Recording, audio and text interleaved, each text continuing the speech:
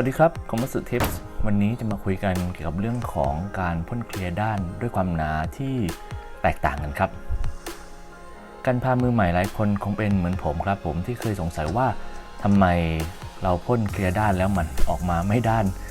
มากๆเหมือนคนอื่นเขาเลย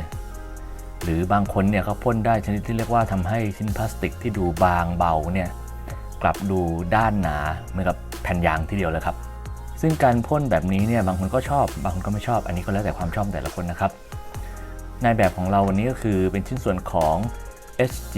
Gundam GP Res 210 จาก Gundam ภาค Build Divers Rewrite นะครับ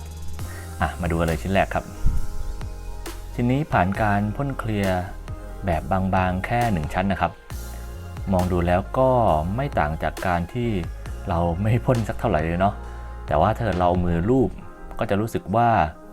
มันมีความด้านบนผิวของพลาสติกนะครับการสังเกตความด้านนี้ผมแนะนำให้ลองดูตรงบริเวณที่มันสะท้อนหลอดไฟของผมนะครับตรงจุดนี้ครับชิ้นแรกนี่ไฟสะท้อนยังคงชัดอยู่นะครับเดี๋ยวเรามาดูชิ้นที่2กันเลย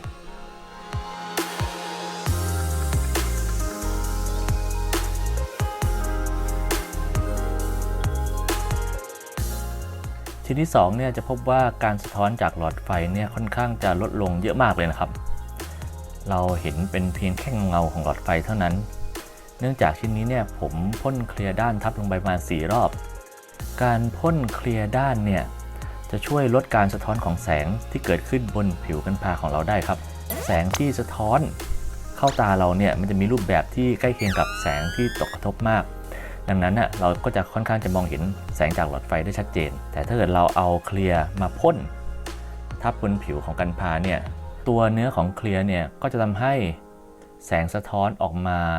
อย่างไม่เป็นรูปแบบครับดังนั้นเนี่ยมันก็จะมีแสงเพียงบางส่วนเท่านั้นที่สะท้อนจากตัวของผิวกันพาเข้าตาเราก็จะมองเห็นหลอดไฟที่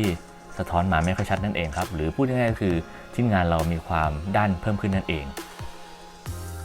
ชิ้นที่3นี่พบว่ามีความด้านค่อนข้างมากเลยครับมันเป็นความด้านแบบเนี้ยแบบที่ผมต้องการเลยทีเดียวอยากพ่นแบบนี้แหละครับตอนแรก ผมขอเรียกการพ่นแบบนี้ว่าเป็นการพ่นแบบซูเปอร์แมตต์ก็แล้วกันเนาะสำหรับวิธีการพ่นในลักษณะนี้เนี่ยผมได้สาธิตไว้ในทิปลำดับที่16ของโคมัสึทิปส์ในเรื่องของซูเปอร์กลอสดังที่ขึ้นบนมุมขวาจอของท่านผู้ชมอยู่ตอนนี้นะครับหรือท่านจะสามารถดูคลิปของซูเปอร์แมตต์อันเนี้ยให้จบก่อนแล้วก็ค่อยกลับไปดูของซูเปอร์กลอสอีกทีก็ได้ครับสำหรับตัวคลิปของซูเปอร์กลอสเนี่ยผมเองก็ได้แสดงไว้ท้ายคลิปของซูเปอร์แมตต์นี้ด้วยครับหลังจากเราพ่นซูเปอร์แมตต์แล้วเนี่ยก็จะพบว่าแสงสะท้อนของหลอดไฟเนี่ยมันแทบจะไม่เกิดขึ้นเลยนะครับมองไม่ค่อยเห็นเลยเนาะงั้นเรามาลอง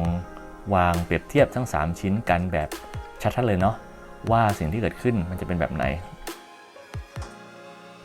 มาลองดูกันเลยครับ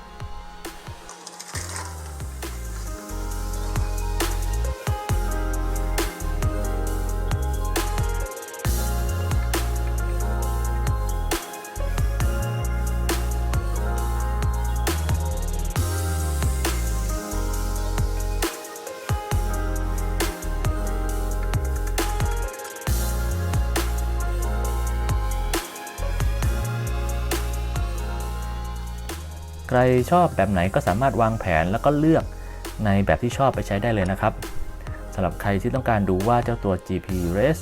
210 หลังจากที่พ่นเคลียร์แล้วเนี่ยพอประกอบออกแล้วหน้าตาจะเป็นยังไงเดี๋ยวรอติดตามดูได้ในสัปดาห์หน้านะครับในเอพิโซดที่ 33.2 การโพสต์และก็รีวิวของตัว SG ตัวนี้นะครับถ้าชื่นชอบก็รบกวนกดไลค์ใต้คลิปเลยนะครับ